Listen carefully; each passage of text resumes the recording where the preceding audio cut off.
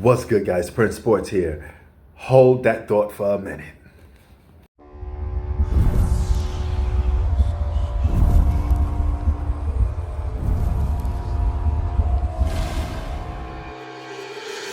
What's good, guys? Prince Sports here. It's that time. NBA season starts now. And the media's all over it. And they got a bunch of predictions, right? A bunch of things that they think going to happen. So I'm going to talk about some of their bold predictions that they think is going to happen. One is the Clippers will trade Kawhi Leonard.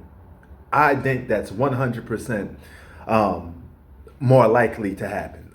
Or he's just going to stay injury prone. But the thing is, trading a guy like Kawhi is not easy because he's going to spend a lot of time sitting on the bench. And a lot of teams don't want a guy that's basically taking up space in street clothes sitting on the bench. So the likelihood of that, let's reverse that. The likelihood of him being traded because he's injured so much is very low. But if he's actually playing, he's pulling off a miracle, and they're not going nowhere, they're still losing games in a much stacked Western Conference. The only two bad teams in the West is going to be the Jazz and the fucking Blazers. Yeah, Kawhi Leonard will most likely be traded if he's healthy. Number two, Victor Wembanyama will be Defensive Player of the Year. I'm a co-sign that and say yes. I think that is a probability of that happening a lot. I think that prediction is pretty safe. It's a safe prediction to make. Number three, Luka will lead the league in points and assists. I think he will be in the top five for a small amount, but then dip off. So I don't think that's likely going to happen, especially with a guy like Kyrie Irving on the team. So I can't see that happening for Luka because he's not a lone ranger, and he got a squad that went to the finals. So highly unlikely that he's going to have that much usage to be doing that.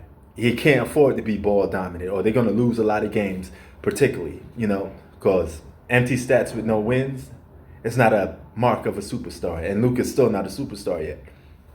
So, number four, Ant-Man, Anthony Edwards will be MVP. I think that's 100% no, because even if he is putting up incredible numbers, his team is not going to win enough games for him to be an MVP candidate. He's going to have a lot of 40-point games. He's going to have a lot of ball usage. He's going to be out there looking like the 80s version of Michael Jordan, putting up a lot of numbers. But I don't think the wins is going to give him the nod for the MVP award. So I call thumbs down on that. False. Number five, the Lakers will miss the play-in tournament. Okay? In a stacked Western Conference, I just mentioned the Jazz and probably the Blazers are the only two bad teams, and even those teams may get surprise wins every now and then.